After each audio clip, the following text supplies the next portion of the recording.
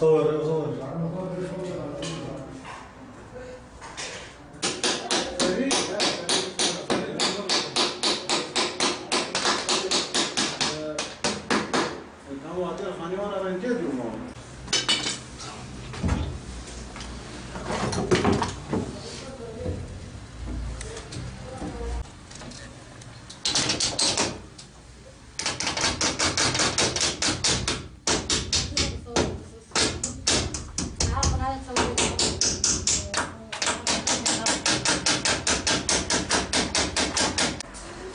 Buyurun.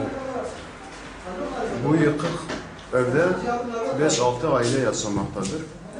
Yani pencerelerine cam yoktu, kapılarında cam yoktu. Bu soğukta tir tir titriyorlar. Yani biz umutlar olarak şu anda bütün kırık camlarını yenileyip yeni cam taktık.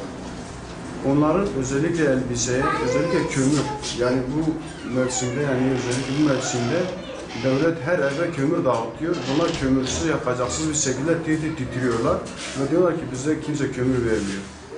Elbiseleri yok, yiyecekleri yok. Yani çok zor durumdadır bu aileler. Yani şu anda bu yıkık evde 5-6 aile yaşamaktadır. Yani 30'a yakın insan yaşamaktadır yani. Özellikle bu ufak çocuklar yani çok zor durumdadırlar. Yani umutlar olarak da yani biz yardım ediyoruz ama biz de yetersiz kalıyoruz. Yani çünkü o kadar çok Suriyeli aile var ki, o kadar muhtaç insanlar var ki biz de kendimiz artık yetersiz kalıyoruz ve içimiz acıyor gerçekten. Yani bu soğukta bize kaloriferli evlerimizde bile dayanamazken soğukta bunlar burada camsız bir şekilde bu soğukta kapı yok, pencere yok, cam yok bu şekilde burada yaşıyorlar.